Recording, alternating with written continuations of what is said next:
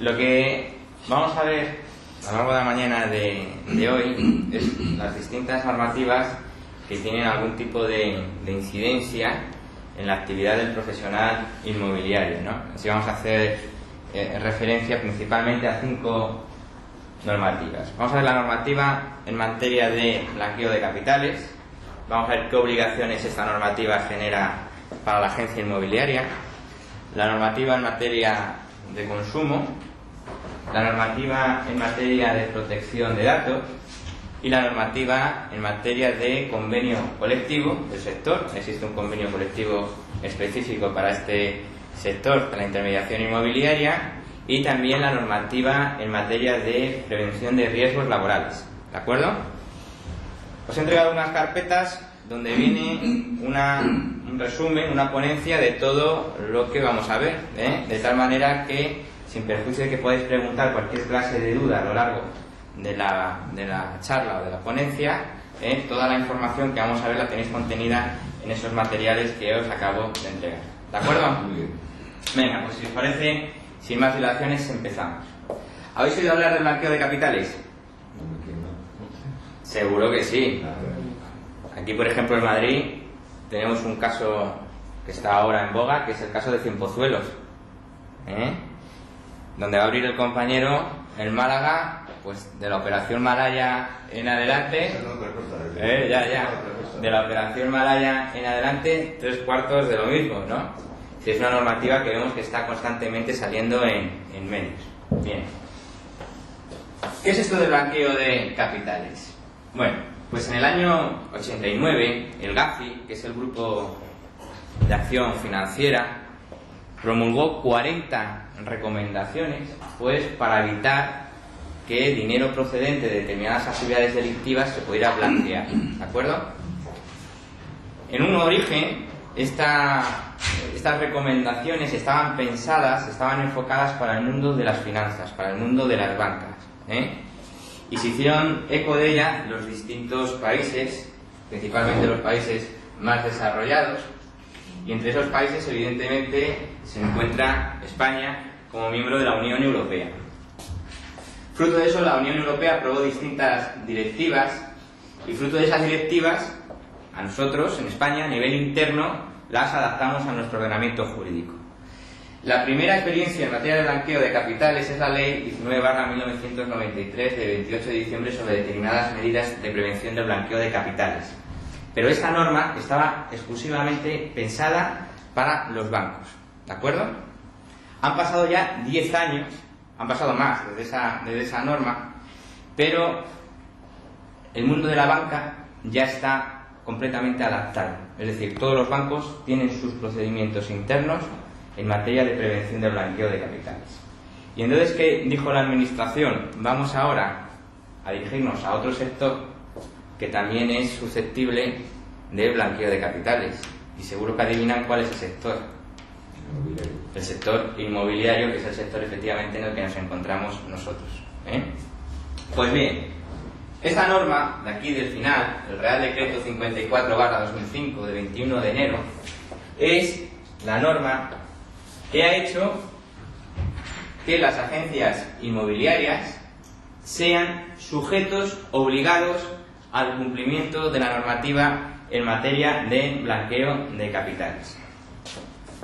Si veis en la pantalla, viene resaltado en mayúsculas y subrayado, dicen que serán sujetos obligados las actividades de promoción inmobiliaria, las agencias, comisión, intermediación en la compraventa de bienes inmuebles. Es decir, que no hay ninguna clase de duda de que nosotros como agencia inmobiliaria somos sujetos obligados al cumplimiento de esta normativa. ¿Y qué es lo que va a hacer esta normativa? Nos va a imponer una serie de obligaciones que son precisamente las que vamos a ver en la mañana de hoy. ¿De acuerdo? Antes de continuar, quiero que vean cómo no solamente las agencias inmobiliarias son las únicas obligadas al cumplimiento de la normativa. Por ejemplo, están también los notarios, están también los abogados, están también los procuradores, están también los gestores administrativos. Y fíjense lo que pone aquí: las actividades de inversión filatélica y numismática. Todos recordamos Forum y Afinsa. Pues es como consecuencia de esta norma. que se hizo esa inspección, eso demuestra que no hay nada casual, ¿no? Que todo trae su causa de alguna circunstancia, y en este caso era de esta norma. ¿De acuerdo? ¿Qué es el blanqueo de capitales como concepto? Pues como concepto es un concepto legal. Me van a permitir que se lo lea. Dice, blanqueo de capitales es la adquisición, utilización, conversión, transmisión de bienes que procedan de alguna de las actividades delictivas enumeradas en el apartado anterior, o de participación de las mismas para ocultar, encubrir, ayudar a la persona que haya participado en la actividad delictiva a eludir las consecuencias jurídicas de sus actos, así como la ocultación, encubrimiento de su verdadera naturaleza, origen, localización, etcétera, etcétera, etcétera. Esta definición, que es muy técnica, muy legal, en definitiva lo que significa que el blanqueo de capitales es tratar de ocultar la procedencia de un dinero que procede de determinadas actividades. De determinadas actividades que son actividades ilícitas, ilegales. Pero actividades ilícitas e ilegales son muchas. Por ejemplo, defraudar a Hacienda, ¿verdad? Un señor que no declara ante Hacienda, por ejemplo, lo que paga en una compraventa, lo que recibe, es un fraude. Pero no es eso lo que persigue el blanqueo de capitales. El blanqueo de capitales persigue solo, única y exclusivamente el dinero procedente de actividades ilícitas como el terrorismo, el narcotráfico, la trata de personas, es decir, actividades, si se dan cuenta, con una relevancia social muy importante. ¿De acuerdo? ¿Qué les quiero decir en definitiva con esto? El señor que acuda en nuestra agencia inmobiliaria y declara en su escritura, imaginémonos, menos de lo que recibe o va a pagar, ese señor no está cometiendo un delito de blanqueo de capitales, está cometiendo un fraude fiscal. Ahora, si el que viene a nuestra oficina es un señor que es terrorista, es narcotraficante, o se dedica a algún tipo de actividad que está penada por la ley, con penas superiores a 3 años, ese señor sí está blanqueando dinero. Y ese es un señor que a nosotros nos va a imponer que tengamos que hacer determinada actuación, que es la que vamos a ver a lo largo de la mañana también. ¿Queda clara un poco la idea de qué es lo que persigue el blanqueo de capitales? Persigue el dinero que procede de determinadas actividades, como terrorismo, narcotráfico, contrabando, trata de personas, ¿de acuerdo? Pues bien, ¿qué obligaciones establece la normativa en materia de blanqueo de capitales para la agencia inmobiliaria? Son fundamentalmente 10. Identificación de los clientes. Vamos a tener que identificar a los clientes de una determinada manera, ahora veremos cómo. Examen especial de operaciones. Ya veremos cómo en aquellas operaciones en las que participemos como intermediarios inmobiliarios, vamos a tener que hacer un previo examen para tratar de averiguar si ese dinero procede o no de actividades delictivas. Conservación de documentos. La normativa nos va a imponer el conservar los documentos, es decir, los contratos que suscriban nuestros clientes en nuestra agencia y los contratos que suscribamos nosotros con nuestros clientes durante un periodo determinado de tiempo. Ya veremos cuál es ese periodo. Deber de comunicación. Si yo detecto que esa operación puede ser susceptible de proceder de blanqueo de capitales, ya veré cómo se lo tengo que comunicar al SEPLAC, que es el Servicio Ejecutivo de Prevención de Blanqueo de Capitales e Infracciones Monetarias y que depende del Banco de España. Abstención de ejecutar operaciones sospechosas sin efectuar previamente la comunicación al SEPLAC. Evidentemente, si detecto que está blanqueando capitales, yo no puedo continuar con la operación a los efectos de cobrar mi comisión, ¿de acuerdo? Deber de confidencialidad. No puedo ir por ahí diciendo que he comunicado determinada operación al SEPLAC. La norma me impone la más estricta confidencialidad y secretismo con respecto a este aspecto. Ya veremos también cómo tenemos que adoptar unas medidas de control interno. Es decir, tenemos que tener en nuestras propias oficinas lo que se denomina un manual de prevención del blanqueo de capitales. En definitiva, lo que va a contener van a ser protocolos internos o de organización de nuestra empresa para luchar contra el blanqueo de capitales. Formación de personal, tenemos que informar y formar a nuestros empleados de cuáles son precisamente esos protocolos internos que nosotros hemos adoptado en nuestra propia empresa, y deber de supervisión o auditoría. Ya veremos cómo la norma nos exige que realizamos determinadas auditorías. ¿De acuerdo? Vamos a ver ahora cada una de estas obligaciones. Fijaros, deber de identificación a los clientes. Nosotros, nuestro cliente en definitiva, puede ser una persona física o una persona jurídica, es decir, una empresa. Pues en función de si es una persona física o una persona jurídica, la ley me obliga a pedirle que me exhiba determinada documentación. Si se trata de una persona física, ¿qué documentación creéis que le tengo que pedir? El DNI. Es decir, ya no es suficiente con que un señor acuda a mi establecimiento y me diga que se llama fulanito de tal.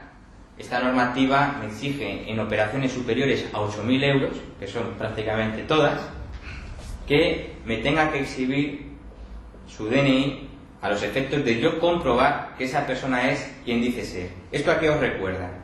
Os recuerda seguro a lo que hace el notario cada vez que va a protocolizar un acuerdo o un contrato, ¿no? Pide a las partes que se identifiquen mediante la exhibición de su DNI. Bueno, pues nosotros tendríamos que hacer lo mismo. Evidentemente las personas jurídicas no tienen DNI, pero tienen escrituras de constitución, tienen también escrituras de poderes, pues exactamente igual. Cuando sean operaciones por importes superiores a 8.000 euros y alguien acuda a nuestro establecimiento diciendo que actúa por cuenta de una persona jurídica, le tendré que pedir que me exhiba ese poder o esa escritura de constitución de la sociedad a los efectos de comprobar yo dos cosas. En primer lugar, que esa sociedad existe, y en segundo lugar, que ese señor evidentemente puede representar a esa sociedad. ¿Queda clara la idea? ¿Alguna duda?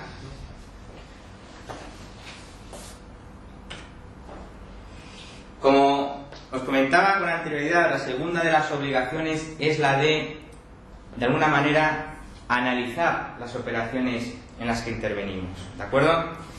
El SEPLAC, que es el Servicio Ejecutivo de Prevención del Blanqueo de Capitales, emite un catálogo de operaciones sospechosas que llama para el ámbito de la intermediación inmobiliaria. Es decir, emite un listado de aproximadamente unas 30 o 40 clases de operaciones y le dice al profesional inmobiliario: oiga usted, si participa en alguna de las operaciones que aparecen en este catálogo, usted tiene que comunicarme que está realizando esta operación. ¿Qué operaciones son esas? Vamos a ver algunas de las más significativas. Por ejemplo, operaciones que se realicen a favor de personas que son menores de edad. Eso es algo raro, ¿no? Es algo extraño. Pues bien, cuando yo realice una operación a una persona, a favor de una persona menor de edad, pues evidentemente tendría que comunicárselo al SEPLAC. ¿De acuerdo? Operaciones que se realicen con personas mayores de edad, mayores de 70 años de edad, disculpadme. Esto es algo más habitual. Realizar una compraventa a una persona de más de 70 años se puede dar. Si es una persona normal, es una persona que no presenta ningún otro signo que pueda detectar que procede de actividades, su dinero, de blanqueo de capitales, pues en ese supuesto no tendremos que comunicar. Dice, personas que presenten signos de discapacidad mental o con evidentes indicios de falta de capacidad económica para tales adquisiciones. Esto se refiere a aquel supuesto en virtud del cual, imaginémonos, llega un sujeto que vemos que no tiene capacidad de regirse. Es decir, que realmente hay otro que es el que le está diciendo firma ahí, firma ahí, firma ahí. ¿De acuerdo? Pues eso también para el SEPLAC es sospechoso y tendría que comunicárselo. O un típico supuesto es aquel en el cual un señor que nosotros lo conocemos, que es un señor con poca capacidad adquisitiva, acude a nuestro establecimiento acompañado de otro señor y compra una vivienda, imaginémonos, de 150 millones de pesetas. Y es algo extraño. Es algo que, como este señor que yo le conozco, puede comprar una vivienda de 150 millones de pesetas y además viene acompañado de otro señor que trae el 80% del precio, por ejemplo, en efectivo. ¿De acuerdo? Esa operación también tendría que comunicársela al SEPLAR. Bien, más supuestos. Operaciones en las que intervengan personas que ocupen o hayan ocupado puestos políticos preeminentes o altos cargos o asimilados en países no democráticos, incluyendo su entorno familiar. Bueno, aquí la dificultad está en saber si esa persona ha ocupado o no altos cargos. Pero imaginémonos que por las razones que sea es un personaje público, es decir, es un personaje que aparece frecuentemente en los medios y además pertenece a un país de los denominados no democráticos, pues automáticamente también se lo tendría que comunicar al SEPLAR. Operaciones en las que intervengan personas con domicilio desconocido o de mera correspondencia o con datos supuestamente falsos. Es decir, llega un señor a nuestra inmobiliaria y se niega a darnos su dirección. O, en vez de darnos una dirección, nos da simplemente un apartado de correos. Eso considera el SEPLAR que también es sospechoso y como consecuencia de ello tendría yo que comunicar esa circunstancia al SEPLAR. ¿Alguna duda de estos supuestos?